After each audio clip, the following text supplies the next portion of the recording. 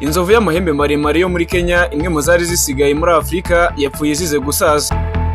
Inzovu yo muri Kenya yarizweho kugira amahembe maremare cyane kurusha izindi nyinshi muri Afurika, yapfuye izize gusaza, isiga icyuho gikomeye mu murage w'inyamaswa nk'izi z'iki gihugu n'uyu mugabane muri rusange. Inzovu y'ingabo nini yamenyekanye ku izina rya Craig yapfuye kuwa gatandatu mu gitondo. Urupfu rusanzwe ipfira mu cyanya cy'inyamaswa cya Amboseli National Park giherereye mu majyepfo ya Kenya hafi y'umupaka wa Tanzania, nk'uko byatangajwe n'abashinzwe kubungabunga inyamaswa.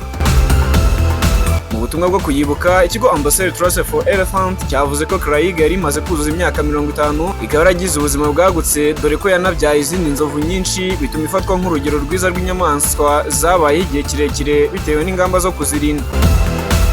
Craig yari imwe mu nzovu nke cyane zisigaye muri Afurika zifite amahembe maremare adasanzwe, aho buri hembe ryapimaga hafi kilograma 45. Ubu bwoko bw'inzovu bwagabanutse cyane mu myaka ishize, ahanini bitewe n'ubuhigi bw'amahembe bwagiye burushaho kwiyongera, bigatuma izi nzovu kuri ubu zibarirwa ku ntoki.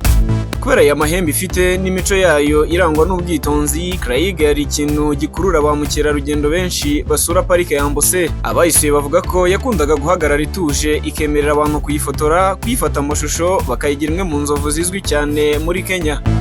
Mu mwaka wa 2021, Craig yagizwe ambasaderi w'inzoga izwi cyane muri Kenya no mu karere yitwa Tusker, izina rifitanye isano n'inzovu z'ingabo zifite amahembe manini. Ibi byatumye irushaho kuba ikimenyetso kizwi mu rwego rw'igihugu no ku rwego mpuzamahanga.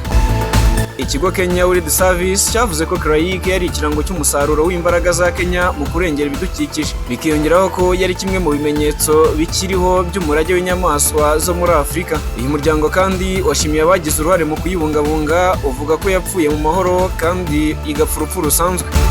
Urupfu rwa Craig rubaye mu gihe ubukerarugendo bukomeje kuba inkingi ikomeye y'ubukungu bwa Kenya. Mu mwaka ushize abakerarugendo barenga 2 miliyoni basuye iki gihugu, abenshi muri bo basuye parike z'inyamaswa zizwi ku rwego rw'isi, harimo n'iyi yabagamo iyi Craig.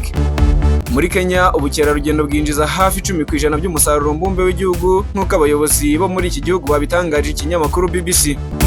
Ku bantu benshi bakurikirana ibidukikije, Craig yari ikimenyetso cy'icyizere cy'uko nubwo inyamaswa nyinshi zihigwa, hari izishobora kubaho igihe kirekire iyo zirinzwe.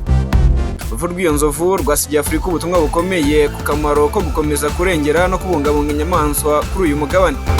Njye ni Daniel Niyonkuru.